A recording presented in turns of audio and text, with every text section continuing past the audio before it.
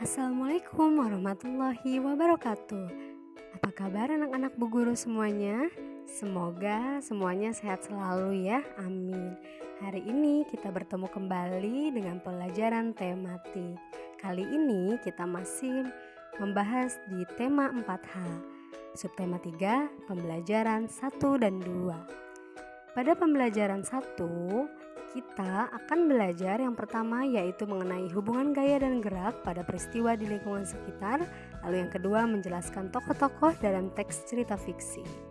Silahkan dibuka halaman 75.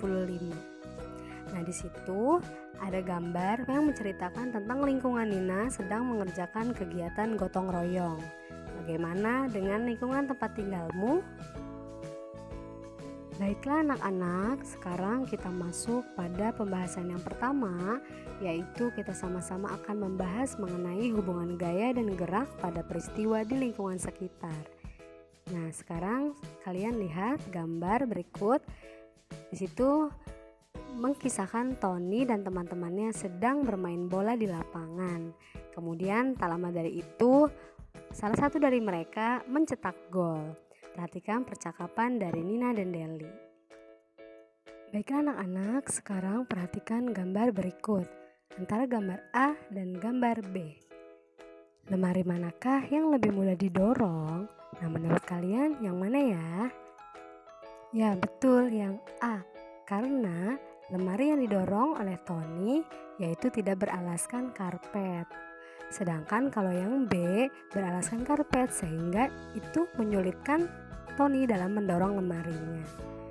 Jelas ya, jadi kegiatan yang memerlukan energi lebih besar yaitu sudah otomatis yang B. Pembahasan berikutnya yaitu menjelaskan tokoh-tokoh dalam teks cerita fiksi. Perhatikan percakapan di bawah ini. Deli, aku senang sekali dengan kesederhanaan dan keasrian lingkungan di tempat tinggal kita ini. Iya Nin, warganya pun ramah sekali, saling sapa, saling peduli, saling bergotong royong. Aku bersyukur sekali dan bangga dengan daerah kita ini. Nah, tahukah kalian bahwa setiap daerah memiliki asal-usul yang dituangkan dalam legenda? Legenda apa saja? Ada legenda Danau Toba yang berasal dari Sumatera Utara, kemudian ada Tangkuban Perahu dan Kawah Ijen, serta masih banyak lagi. Anak-anakku, sekarang buka halaman 79. Di sana ada sebuah dongeng yang menceritakan tentang kisah kancil kecil. Untuk itu silahkan kalian baca.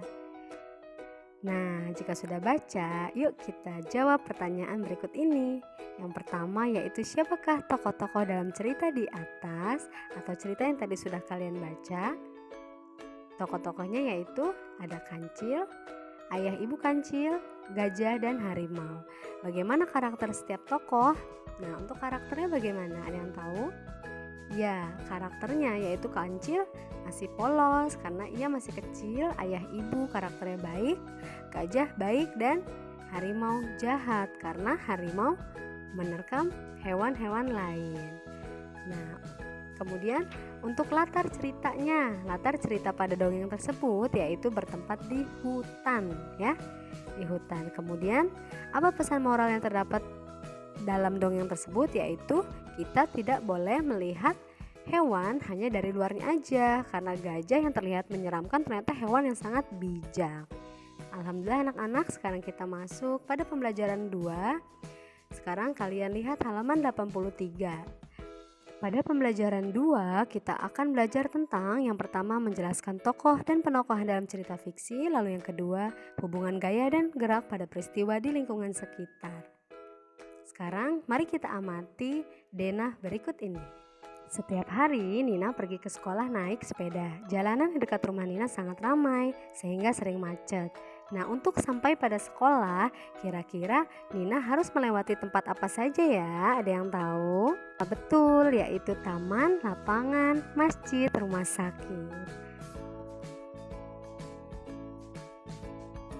Baiklah anak-anak, sekarang materi selanjutnya yaitu kita akan membahas mengenai tokoh dan penokohan dalam cerita fiksi. Masih ingatkah apa yang dimaksud dengan tokoh?